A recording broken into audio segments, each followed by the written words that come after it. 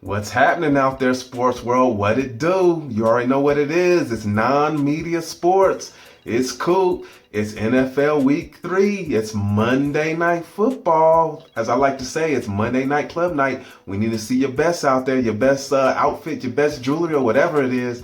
We need to see it tonight. Usually people try to show up. So hopefully we got a good game. We got Chicago at Washington. And well, real quick, I just want to recap some things that kind of stood out week 3 this weekend, yesterday, Sunday, that were pretty interesting to me. Of course, Daniel Jones being the toast of NY.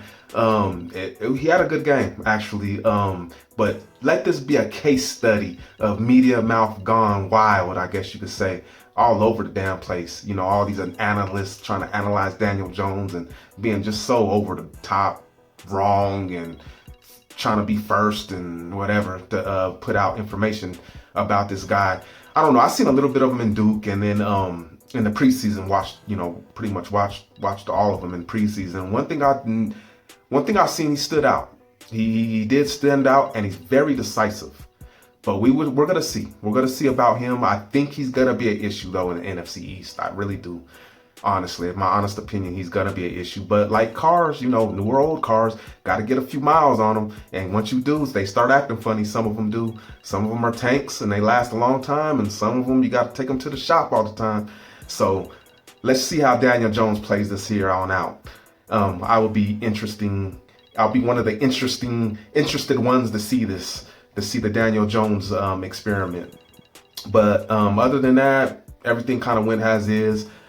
The Rams, that was interesting. I just think, I've always thought this, I won't bet on it or anything, but I think Blake Bortles is going to get in there before the end of the season. I want to see it. I've always been a Blake Bortles fan. I always wanted to see him get around a good offensive coordinator, kind of like Goff got with McVay, and really turned him around, because Goff was, he was trash with Fisher, and rightfully so. It was like a throwback, he had a throwback offense, throwback mentality, and then McVay got in there and shined, and he's shining now. But I want to see I want to see Bortles under the McVay system. But anyways, let's get to this Monday Night Football game. Chicago at Washington. It opened up at 5. It went from 4.5 to 6. But the legal stuff. It's a Washington plus 5. The over and unders at 40. Now it opened up at 41. My advice, you take the Skins plus 5, and I'll break it down real quick why, and then you go with the over 40. I think the Skins will be able to stay in there, even though I know their defense is trash. It just does not adjust to second halves. It just gets mopped out the second half. And it's the same old crap with the Redskins, Jay Gruden. But one thing that is the same is he can produce a little bit of offense. Case Keenum is, like I've been saying, is nothing but a Kirk Cousins. You get all the numbers, and then you have to deal with the losses as well. So especially under this Jay Gruden system. So I think the Redskins can hang in there. I really do. I'm afraid of the Chicago Bears defense. They're a really good defense. Points against is really good. Only giving up 24 so far, but it's the second game. This will be the third. So they'll be around Green Bay 35 to 40 or whatever if they play good tonight. Their offense, though, I just hope the Redskins defense doesn't make Trubisky look like Pat Mahomes or something. I hope not. And that's my only fear. The Redskins have won 7 straight against Chicago.